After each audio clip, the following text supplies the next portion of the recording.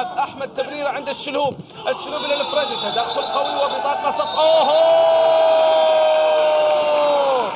البطاقة الحمراء على إيجر، البطاقة الحمراء على إيجر إثر التدخل القوي على أحمد الفريدي. حكم اللقاء ما عنده مباشرة يشير البطاقة الحمراء. تدخل قوي بصراحة، وأعتقد بأن قرار سليم. حكم اللقاء لم يتوانى ولم يتأخر في إشهار البطاقة الحمراء، مباشرة يشير البطاقة الحمراء. بذلك الإقصاء لإيجر اللاعب الذي يحمل الرقم 4 في تشكيلة المنتخب النيوزيلندي، وبذلك منتخب نيوزيلندا الآن يفقد لاعب.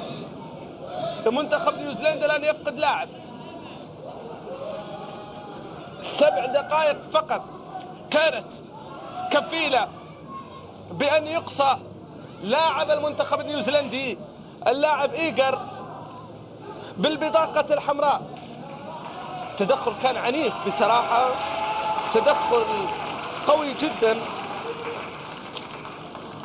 وأعتقد بأن اللعبة لم تكن تستوجب هذا التدخل القوي. يعني خسارة كبيرة بصراحة. لا نريد مثل هذه المباريات الودية